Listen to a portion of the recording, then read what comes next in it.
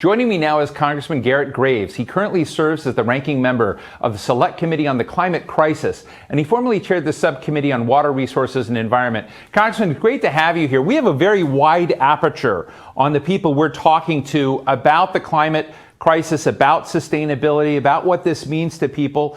You're a Republican from Louisiana. Can you tell us what your dashboard looks like and how you frame this conversation?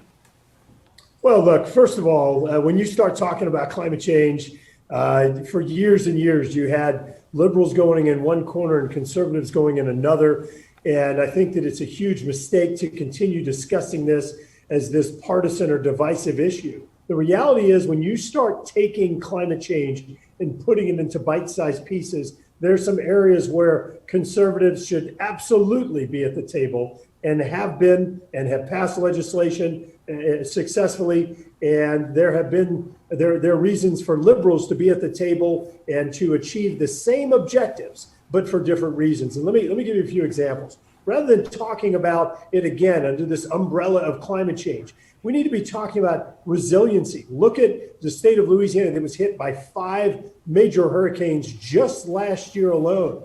Let's look at the cost that the federal government is spending in the aftermath of these disasters, picking up the pieces, the billions of dollars, whenever the reality is the investment in resiliency would be just a fraction of that cost in preventing these very disasters from happening while protecting the environment and the ecological productivity at the same time. Secondly, looking at what was done under the Trump administration with taxes, regulatory efficiency. If we can pass legislation and carry out policies that reduces energy consumption through efficiency and conservation measures, that improves the competitiveness of the United States and our workforce, which is complementary to what we've done with our regulatory agenda and with the tax bill in 2017. So look, I could go on, but rather than us getting into this macro battle about climate change and why and how and attribution, let's talk about solutions. Let's build upon the adaptation and resiliency progress we made in 2018. Biggest policy changes, largest investment in American history. Let's make improvements on the efficiency and conservation measures.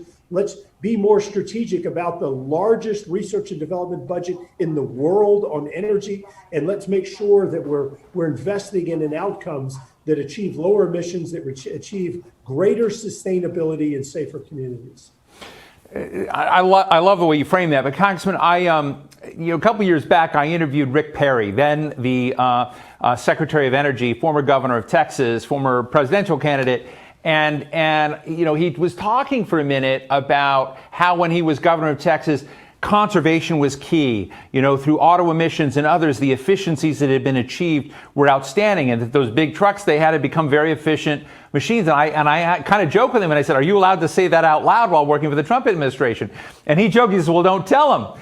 But I'm just wondering, because I think the way you framed it is something there. Do you find opportunities in the way you frame conservation, the way you talked about efficiencies, in the way to talk to the Biden administration, to talk to some of your Democratic colleagues? Is that where the circles can overlap and you can find common cause?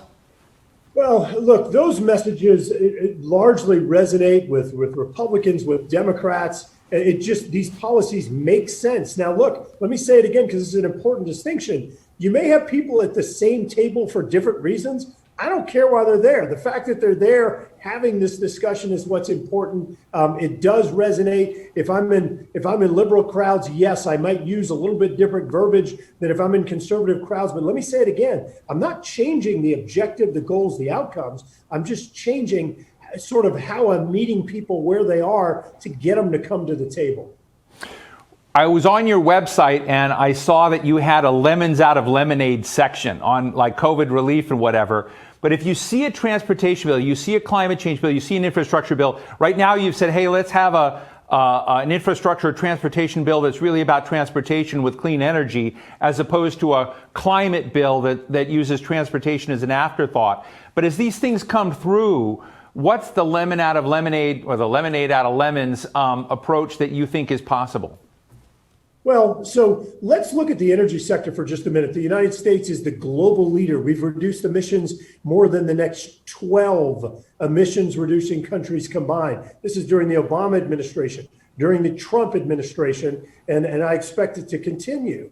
That wasn't done with mandates, with regulations, with government coming in and picking technological winners and losers. It was done by letting innovators innovate. In fact, even during the Trump administration, we were able to hit the target that President Obama set for 2030 in reducing emissions. We hit it in 2019. And so let me say it again. It wasn't because of mandates or regulations. It was because of allowing innovators to innovate, allowing technology neutral solutions.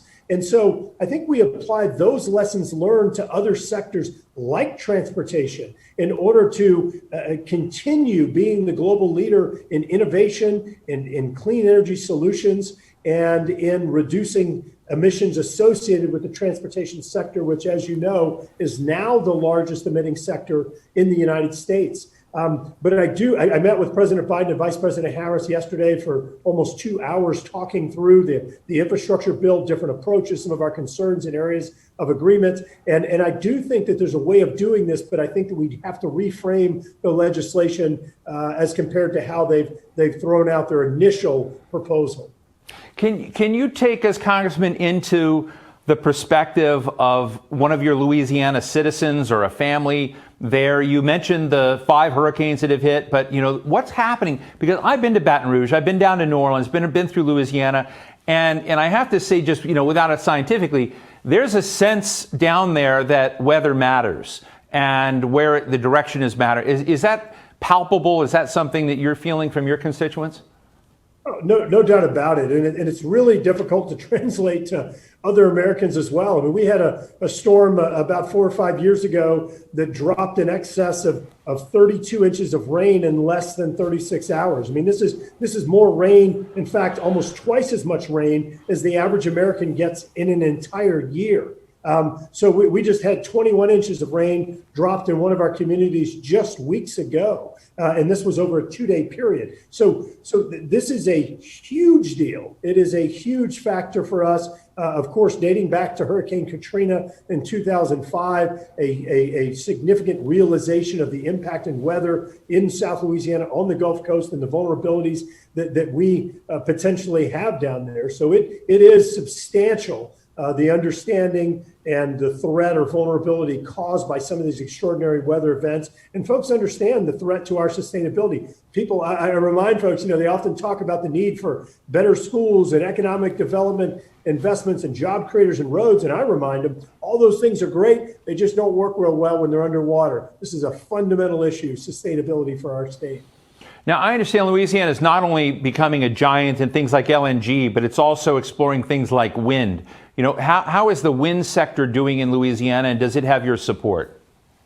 Hey, look, we can walk and chew gum too. We're exporting LNG to 36 countries around the world out of Louisiana today, the largest exporting out of the United States. And at the same time, these companies that are involved in offshore conventional energy production, oil and gas, they use the same vessels, the same technology to help to facilitate construction of the offshore wind platforms. In addition, some of the same companies that build fabrication facilities for offshore oil and gas production are the companies that are building the wind turbines that are producing the offshore wind energy today. So there is a lot of that kind of symbiotic relationship, or a lot of the lessons learned from the conventional energy industry being applied to the renewable energy industry and the offshore. And I can't say it enough, the same vessels, the same companies, the same technologies. So we truly are an all of the above energy state in Louisiana.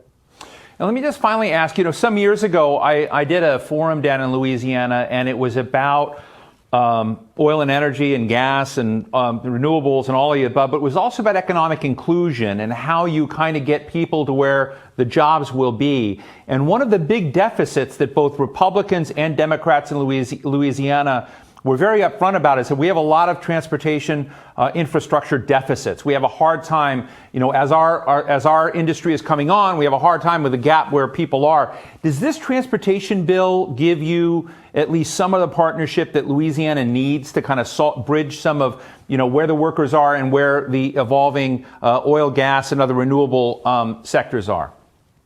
A lot of people think of Louisiana, they think of Mardi Gras and great food and just great personalities and culture. But I'll tell you, there's no state that has the transportation, kind of the intermodal transportation intensity that we do. 5 of the top 15 ports in America. Only 2 places in the country have all 6 Class 1 rail lines, including us. The natural gas and oil pipelines, I mean, just the intermodal infrastructure there is second to none. And so you're exactly right, though. We've got some deficits like other states in regard to many of the projects we're building today were conceived in the 80s and 90s, as opposed to the projects conceived last year or the year before. We are behind. Certainly the concept of a infrastructure bill or a transportation bill does excite us. And we have a lot of opportunity for investment in Louisiana. That's why we went and met with the president, vice president yesterday to talk through this, because I would like to see a bill like this get over the goal line. But of course,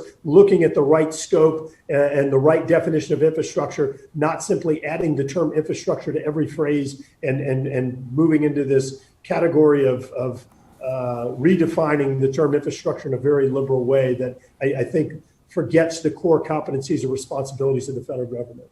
Well, Representative Garret Graves of Louisiana and ranking member of the Select Committee on the Climate Crisis, really appreciate your candid thoughts today. Thanks for joining us. Hey, you bet. Thanks for the opportunity.